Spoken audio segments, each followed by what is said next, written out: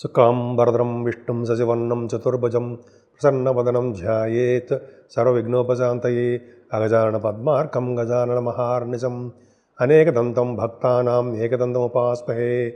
ఓం గం గణపతే నమః. ఓం శ్రీమాత్రే నమః. ఓం శ్రీ గురుభ్యోం నమః. మా ఆది ఆస్ట్రాలజీని చూస్తున్నటువంటి మీ అందరికీ, అలాగే ఫారిన్ కంట్రీస్లో కూడా ఉంటూ నా ఆస్ట్రాలజీని చూస్తూ మా వీడియోలు చూస్తూ నన్ను ఎంతగానో ప్రోత్సహిస్తున్నటువంటి మీ అందరికీ పేరు పేరున నా హృదయపూర్వక నమస్కారాలు. అంతేకాదండి, మీకు ఈ వీడియోలు నచ్చితే సబ్స్క్రైబ్ చేయండి, షేర్ చేయండి మీ ఫ్రెండ్స్ సర్కిల్లో, అలాగే నన్ను ఆశీర్వదించండి. ఇప్పుడు మనం ఏప్రిల్ 6వ తారీఖు నుంచి 12వ తారీఖు వరకు కూడా 12 రాశుల వారికి ఎలా ఉండబోతోందో ఇప్పుడు మనం తెలుసుకుందాం. కర్కాటక రాశి. కర్కాటక రాశి వారికి కుజచంద్రుడు రాశిలో ఉన్నారు. తిరుగులేదు. కుజచంద్రుడు ఉన్నారంటే చంద్రమంగళ యోగం కర్కాటక రాశి వాళ్ళకి ఉంది. 6, 7, 8 ఈ 3 రోజులు, అలాగే 12వ తారీఖు వరకు కూడా ధనానికి ఏమాత్రం ఇబ్బంది పడరు. వాళ్ళన్నింటిలోనూ ఐశ్వర్యము, అభివృద్ధి, అదృష్టము వెన్నంటే ఉంటాయి మీకు. కర్కాటక రాశి వాళ్ళకి డొడ్డ లేదు. తరచూ ప్రయాణాలు చేసేస్తూ ఉంటారు. మీ చెల్లెళ్ళని కలుస్తూ ఉంటారండి. ఎందుకంటే చంద్రుడితో కలిసిన కేతు ఉన్నాడు కదా 3వ భావంలో, ఉండడం వల్ల ఏమవుతుంది, చెల్లెళ్ళకి ప్రాముఖ్యత ఎక్కువ ఉంటుంది. అలాగే చంద్రుడు యొక్క శుభ ఫలితాలు కూడా కేతు మిక్కిలి బలవంతుడైపోతాడు. అందుకని కేతు మంచి శుభ ఫలితాలు ఇస్తాడండి. ఆయన 3వ భావంలో కేతు ఉన్నాడంటే మీకు తెలియదే ఉంది, గురుదృష్టి కూడా ఉంది. చక్కటి శుభ ఫలితాలు ఇస్తాడు. కొత్త కొత్త ఆలోచనలు మీరు కార్యరూపంలో కలుస్తారు. అంతేకాకుండా ఈ న్యూస్ గ్యాదరింగ్, న్యూస్ సంబంధించిన వాటికి చాలా బాగుంటుంది. అలాగే మీరు ఈ వారంలో 11, 12 తారీఖుల్లో శుభవార్తలు వినడానికి అవకాశం ఎక్కువ. ధైర్యంగా ఉంటారు. కొన్ని సందర్భాల్లో మీరు వాహన యోగం ఉండడానికి అవకాశం ఉంది. ఏదేమైనా కర్కాటక రాశి వారికి ఈ వారంలో భూయోగం ఉంది. భూముల వలన మీకు యోగం కలగబోతోంది. అయితే బహుశా ఇళ్ళు కొనుక్కుంటారేమో, అయితే స్థలాలు కొనుక్కోవచ్చు, భూములు కొనుక్కోవచ్చు, వాహన యోగం కొనుక్కోవచ్చు. తర్వాత ఆభరణాలు, బంగారు ఆభరణాలు అవి ఉంటాయి. సంగీతం సాధన సూపర్. చెప్పుకుంటే చాలా ఉందండి. ఇంకా చెప్పాలంటే మీకు పంచమ స్థానానికి గురుదృష్టి ఉంది కాబట్టి కొడుకుల వలన మీకు కలిసి వస్తుంది. పుత్ర యోగము, పుత్రుల వలన ధనయోగం కూడా ఉంది. మీకు మంచి యోగాలు ఉన్నాయి. అంతేకాకుండా సాహిత్య రంగంలో మీరు ముందంజలో ఉంటారు. సినిమా రంగ కళాకారులకి మంచి యోగవంతమైన కాలము కర్కాటక రాశి వాళ్ళకి పర్ఫెక్ట్గా బాగుంది. అంతేకాకుండా స్టాక్ మార్కెట్ స్పెక్యులేషన్ గురించి చెప్తాం కదా, వాళ్ళకు కూడా ఈ వారం అనువైన కాలమే చెప్తాం. అంతే కదండి, ధర్మకార్యాలు, శుభకార్యాలు ఎంత బాగా చేస్తారు. గాయత్రి సిద్ధి, మంత్రసిద్ధి, మంత్రి పదవులు, మాట నేర్పరితనము బ్రహ్మాండంగా వచ్చి మీకు. అంతేకాకుండా ఈ వారంలో కూడా వివాహ శుభకార్యాలు జరగడము, అయితే వివాహ వేడుకలు మీకు మీ ఇంట్లో జరగడము, వివాహాలు కుదరడము, అయితే శుభకార్యాలు చేయడము, మీ బంధుమిత్రులతో మీ ఇల్లు కలకల్లాడము జరగబోతోంది. అంతేకాకుండా మీ భార్యాభర్తల విషయంలో చాలా చక్కటి అన్యోన్య దాంపత్య జీవితము మీకు ఉండబోతోంది. భాగ్యస్థానం చూడండి. భాగ్యస్థానంలో 5 గ్రహాలు ఉన్నాయి. భాగ్యం వృద్ధి అయిపోతూనే ఉంటుంది. భాగ్యము అంటే అదృష్టము, అమ్మవారు లక్ష్మీస్థానం. లక్ష్మీస్థానంలో రవిబుధులు, భాగ్యంలో రవిబుధులు ఉన్నారంటే తండ్రి వల్ల సంపాదించిన ఆస్తిపాస్తులు మీకు వస్తాయి. తండ్రి గారికి ఆరోగ్య పరిస్థితి బ్రహ్మాండంగా ఉంటుంది. తండ్రి గారు ఫారిన్ కంట్రీస్ వెళ్తారు అంటే అవకాశాలు ఎక్కువ. రవిబుధులండి భాగ్యంలో రవిబుధులున్నారంటే ఒక విధంగా మీకు చెప్పాలంటే ఫైనాన్స్ అండ్ అకౌంట్స్ ఉంటారు సరా, చార్ట్ అకౌంటెన్సీ, CMA అంటాం కదా, కాస్ట్ అకౌంటెన్సీ, వాళ్ళకి చాలా బాగుంటుంది.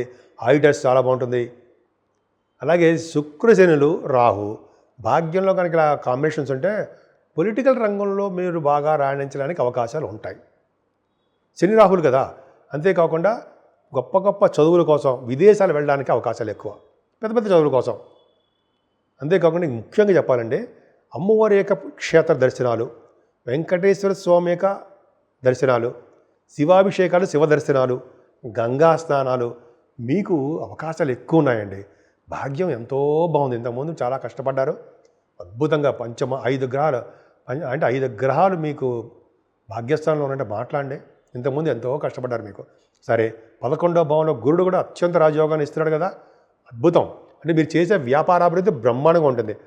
అది ఫుడ్ బిజినెస్ అవ్వచ్చు, లేకపోతే కోల్ బిజినెస్ అవ్వచ్చు, అలాగే సాఫ్ట్వేర్ రంగ ఉద్యోగస్తులు సాఫ్ట్వేర్ బిజినెస్ అవ్వచ్చు, రియల్ ఎస్టేట్ రంగం అవ్వచ్చు, ఇంకా ఫార్మా రంగము, అలాగే ఇంకా చెప్పాలంటే సిమెంట్ పరిశ్రమలు, ఇలా చెప్పుకుంటూ వెళ్ళిపోతే చాలా ఉన్నాయండి.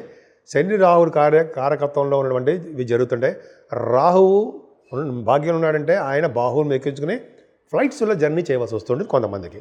సో ఈ విధంగా చాలా బాగుందండి. ముఖ్యంగా మీకు భాగ్యస్థానము, లాభస్థానము చాలా పర్ఫెక్ట్గా ఉన్నాయి. ఉన్నతమైన ఉద్యోగాల రీత్యా మీరు విదేశాలు వెళ్తారు. గొప్ప గొప్ప పదవులు కూడా మీరు అలంకరించడానికి అవకాశాలు కర్కాటక రాశి వారికి ఉన్నాయి. ముఖ్యంగా మీరు పూజించవలసిన దేవుడు శ్రీరామచంద్రుడు.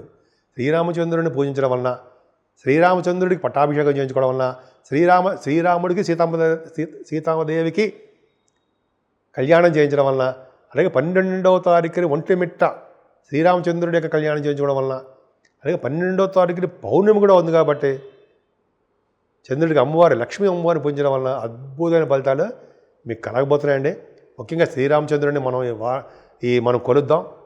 శ్రీరామ రామ రామ అంటూ ఉంటే చాలు అద్భుతమైన ఫలితాలు ఉంటాయి.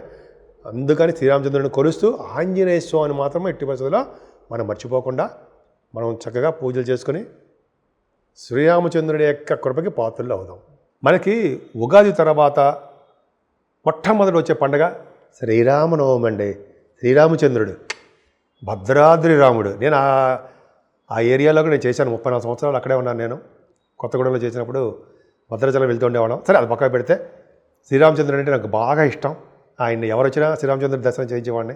ఆ పక్కన పెడితే మనకి ఉగాది ఈ నెల 30వ తారీఖు వస్తుంది.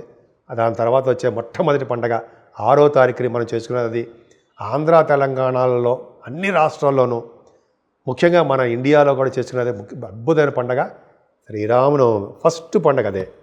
సో ఆ రోజుని తెల్లవారుజామున లేచి తలంటే స్నానం చేసుకొని శ్రీరామచంద్రుడి యొక్క దర్శనం చేసుకుని ఇంట్లో శ్రీరామచంద్రుడి యొక్క అష్టోత్తరాలు చేసుకుంటూ, అలాగే పానకము వడపప్పు నైవేద్యం పెట్టడం అది ఇంపార్టెంట్ అండి. పానకం వడపప్పు ఎవరైతే నైవేద్యం శ్రీరామచంద్రుడికి పెడతారో వాళ్ళ భార్యాభర్తలు అనురాగం ఆప్యాయత అలా పెనవేసుకుని ఉంటారని మా పెద్దలు నాకు చెప్పారు. సో ఈ విధంగా మనం శ్రీరామచంద్రుడికి ఆ రోజు మనం శుభ్రంగా చక్కగా నీట్గా స్వామివారి యొక్క దర్శనం గుళ్ళకెళ్ళి చేసుకుందాం. 12 గంటలకి మంచి ముహూర్తం అభిజిత్ లగ్నంలో మనకి కళ్యాణం జరుగుతుంది కదా, ఆ రోజు కళ్యాణం కూడా చూద్దాం. భద్రాద్రి కళ్యాణం. సో మన ఇంట్లో కూడా కళ్యాణం, మన శ్రీరామచంద్రుడిని తెల్లవారుజామున లేచి శ్రీరామచంద్రుడికి పూజ చేసుకోవడము, పిండి వంటల నైవేద్యం పెడతాం. మనం కొబ్బరికాయ కొట్టడం వలన మన దోషాలన్నీ పరిహారం అవుతాయి అంటారు, మన కోరికలు కూడా నెరవేరుతాయి అంటారు. కొబ్బరికాయ కొట్టడము, పానకం వడపప్పు నైవేద్యం పెట్టడము, అంతేకాకుండా శ్రీరామచంద్రుడికి మంచి మంచి అన్నీ అంటే రకరకాలమైన పిండి వంటలు చేసుకుని నైవేద్యం పెట్టడము చేస్తామండి, చెయ్యాలి. అంతేకాకుండా పానకము వడపప్పు అందరికీ పంచిపెట్టడము, చల్లని పానీయాలు కూడా మనం దానం ఇవ్వడము. ఇది ఎండాకాలం కాబట్టి 12 గంటలకి మనకి అద్భుతమైన కళ్యాణం శ్రీరామచంద్రుడు భద్రాద్రి కళ్యాణం. నాకు బాగా ఇష్టం. భద్రాద్రి కళ్యాణం జరుగుతుందంటే ఎటువంటి ప్రాబ్లమ్స్ వచ్చినా మనకి, అంటే కష్టాలు, ఎటువంటి కష్టాలు వచ్చినా, ఎటువంటి అనారోగ్య సమస్యలు వచ్చినా మనల్ని కాపాడే భగవంతుడు ఉన్నాడా ఎవరయ్యా అంటే ఒక్క శ్రీరామచంద్రుడేనండి. అద్భుతం. ఆయన కళ్యాణం చేయించుకుందాం. వీలుంటే భద్రాచలం లేకపోతే మన దగ్గర ఉన్న గుళ్ళలో దర్శనాలు చేసుకుందాం. సో కళ్యాణం రోజుని మన ఆంధ్ర తెలంగాణ గవర్నమెంట్ నుంచి మనం శ్రీరామచంద్రుడికి పట్టు వస్త్రాలు కూడా సమర్పిస్తాం. ఎంత అద్భుతం చూసారా, పట్టు వస్త్రాలు సమర్పించడము, కళ్యాణం మన టీవీల్లో కూడా చూడడం మనకు అదృష్టము. అలా చూడడం వల్ల మనకు ఉన్నటువంటి దోషాలు ఎవరంటే పరిహారం అయిపోతూ ఉంటాయి. అమ్మవారి యొక్క సీతమ్మవారు దర్శనం చేసుకుంటూ ఉంటాం కాబట్టి శ్రీరామచంద్రుడి యొక్క పట్టాభిషేకం కూడా జరుగుతుంది అదే రోజు, తర్వాత రోజు అలా చేసుకుంటూ ఉంటాం. అదే రోజుని మనం మన ఇళ్లలోనే సాయంత్రాలు ఈవినింగ్ టైమ్స్లో కొత్త బట్టలు ధరిస్తాం. ఈవినింగ్ టైం అయినా పొద్దున పూట కూడా కొత్త బట్టలు ధరించడం, మనం చేసుకున్నటువంటి ఈ పిండి వంటలు నలుగురికి పంచిపెట్టడం, ఇలా సుఖ సంతోషాలతో అద్భుతంగా చేసుకుంటామండి. ఈ ఆంధ్ర తెలంగాణలోనూ మరింత విశేషంగా మనం శ్రీరామచంద్రుడిని చాలా బాగా కొలుస్తాం, పండగలు చేసుకుంటాం. అంతేకాకుండా 12వ తారీఖుని ఒంటిమిట్ట శ్రీరామచంద్రుడి యొక్క కళ్యాణం అద్భుతం, మహా అద్భుతం. ఆయన యొక్క కళ్యాణం కూడా చేసుకుంటూ ఉంటాం. అక్కడ చాలా అద్భుతంగా ఉంటుంది.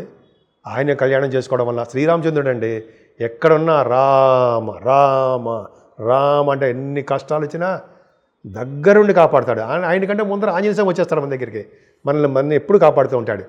సో అలా చేయడం వలన మనం అద్భుతమైన ఫలితాలు పొందామండి. అంతేకాకుండా 12వ తారీఖున పౌర్ణమి కూడా వస్తుంది. ఎంత అద్భుతం అండి. అంటే 6వ తారీఖున అంటే ఫస్ట్ పండగ శ్రీరామచంద్ర నవమి. సో 6వ తారీఖునేమో భద్రాద్రి రాముడి యొక్క కళ్యాణం, 12వ తారీఖేమో ఒంటిమిట్ట శ్రీరామచంద్రుడి యొక్క కళ్యాణం. అదే రోజు పౌర్ణమి అమ్మవారికి సంబంధించిన పూజలు చేసుకోవడం ఎంత అద్భుతంగా ఉందండి. సో 12 రాసుల వాళ్ళు, నేను చెప్పదగ్గ చిన్న విన్నపం ఏంటంటే 12 రాసుల వాళ్ళు, అన్ని నక్షత్రాల వాళ్ళు కూడా మనం శ్రీరామచంద్రుడిని కొలుద్దాం. శ్రీరామచంద్రుడి యొక్క కృపా కటాక్షాలకి మనం పాత్రులవుదాం. ఆయన యొక్క ఆశీస్సులు తీసుకోవడం వలన ఈ సంవత్సరం మొత్తం నెక్స్ట్ ఇయర్ మళ్ళీ శ్రీరామనవమి వచ్చేంత వరకు కూడా ఆయన యొక్క ఆశీస్సులు మనకి తోడుగా ఉండాలని మనం మనస్ఫూర్తిగా కోరుకుని ఆ శ్రీరామచంద్రుడికి కళ్యాణం చేద్దాం. దగ్గరలో ఉన్న వాళ్ళందరికీ మన తృప్తి, మన యొక్క తహాద కొద్దీ అన్నదానం కానీ, వస్త్రదానం కానీ, పానీయం అంటే నీళ్లు, మంచి నీళ్లు, చల్లటి నీళ్లు అలా దానం చేయడం వల్ల మన తర్వాత తరాల వాళ్ళు కూడా మంచి లోకాల్లో ఉంటారని మనం పురాణాల ద్వారా తెలుసుకున్నాం. సో ఈ విధంగా శ్రీరామనవమి మీ అందరికీ శుభాలు చేకూరాలని, ఈ శ్రీరామనవమి నుంచి వచ్చే శ్రీరామనవమి వరకు కూడా శుభాలు చేకూరాలని, ఆ శ్రీరామచంద్రుడి యొక్క కరుణా కటాక్షాలు నిండుగా మీకు ఉండాలని, నిండు 100 ఏళ్ళు మీరు బతకాలని ఉండాలని నేను మనస్ఫూర్తిగా కోరుకుంటున్నాను.